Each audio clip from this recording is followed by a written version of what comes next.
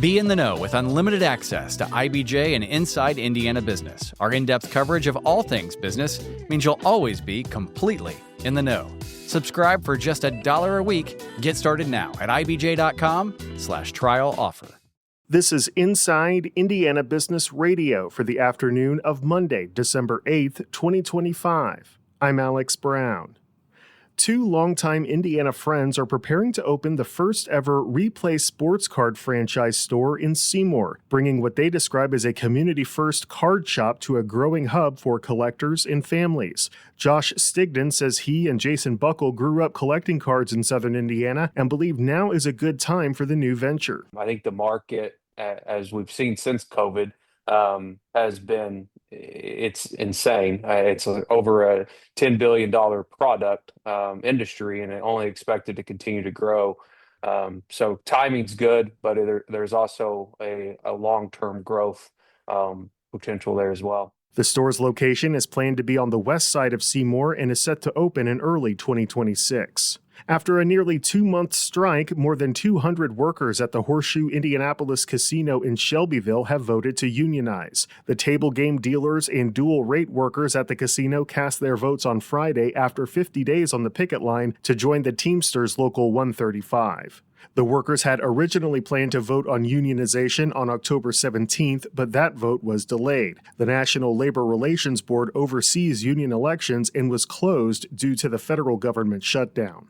The Greater Columbus Economic Development Corporation has selected Phil Wagner to serve as its next president. Wagner, who will begin his new role January 15th, currently serves as president of the Rockwall Economic Development Corporation in Rockwall, Texas. Wagner will succeed Jason Hester, who in May was named Chief Economic Development Officer for the Indy Chamber. From the number one source for Indiana business news, this is Inside Indiana Business Radio. Thanks for listening to this IBJ Media podcast. You're probably going to remember this ad. Do you know why? Podcast advertising works. 85% of listeners recalled hearing an ad during a podcast, and 70% of podcast listeners have acted after hearing an ad. So whether you're looking to be heard across the entire IBJ Media podcast network, sponsor one of our shows, or just start with a 30-second ad, IBJ Media can help. Contact advertise at ibj.com to learn more. West Lafayette-based Inotiv is reporting a fiscal full-year net loss of $68.6 million, compared to a loss of $108.4 million the previous year. IIB's Abrianna Herron has more. The pharmaceutical testing company says the improvement is largely due to a 4.5% increase in revenue. Inotiv says in a news release that revenue totaled $513 million for the fiscal year, a $22.3 million year-over-year increase. CEO Robert Leisure says the company continued to execute on its financial goals, including improving cash flow, margins, and client metrics.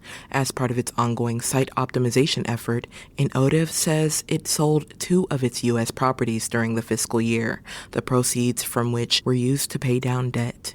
The company also noted that a cybersecurity incident in August affected certain systems and data, while availability and access to its networks and systems have been restored. Inotiv says the perpetrators may have acquired certain data, though it did not specify what type of data might have been accessed. The company is now in the process of providing notifications regarding the incident in accordance with applicable legal obligations. Inotiv says while it has identified the likely scope of the incident, the full operational and financial impacts of the breach are still being evaluated.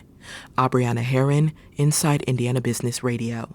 The Indiana chapter of a nonprofit group dedicated to the preservation of historic military aircraft has launched a fundraiser to rebuild the engine of a biplane with ties to what is now Grissom Air Reserve Base. The Indiana wing of the Commemorative Air Force aims to raise $15,000 to rebuild the engine of its Boeing PT-17 Stearman.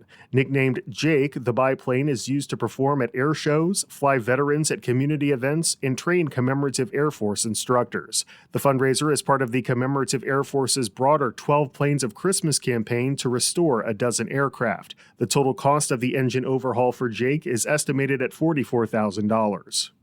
The CEO of the Indiana University Launch Accelerator for Biosciences, or IU Lab in Indianapolis, says the recently announced $40 million agreement between IU and Eli Lilly and Company to bolster clinical trials and enhance care and research focused on Alzheimer's disease represents a new day for the university. David Rosenberg told Inside Indiana Business the collaboration will allow researchers to accelerate medical breakthroughs and bring them to patients more quickly. On the clinical trials, it's really about increasing the infrastructure, having a statewide reach, using AI to get patients enrolled faster and get them access to that care. On the clinical care, focused on Alzheimer and neurology health, increasing diagnostics, access to research in those clinical trials. But most important, we need the people that can really power those two things on clinical trials and clinical care. The partnership will also focus on diabetes, cancer, and cell and gene therapy. Indiana Furniture CEO Max Verkamp is this week's guest on the Business and Beyond podcast with Gary Dick, presented by PNC, a weekly conversation with high-profile Hoosiers in business, sports and entertainment, and beyond. Available now on the IBJ Media app or your favorite podcast provider. I'm Alex Brown for Inside Indiana Business Radio on Demand. What happens when a basketball superstar changes the course of an entire city?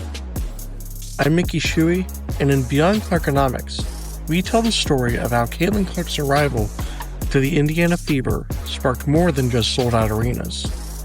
It's rewriting Indianapolis's long-term strategy for sports, downtown growth, and women's leadership. Listen at ibjpodcast.com or on your favorite podcast app. The IBJ Media Podcast Network is the soundtrack of a growing state. Indiana is on the move, and you can hear it happening on the IBJ Media Podcast Network. We bring you the voices at the center of our economy, our courts, our companies, and our communities. Subscribe now and be part of the conversation that's building Indiana's future.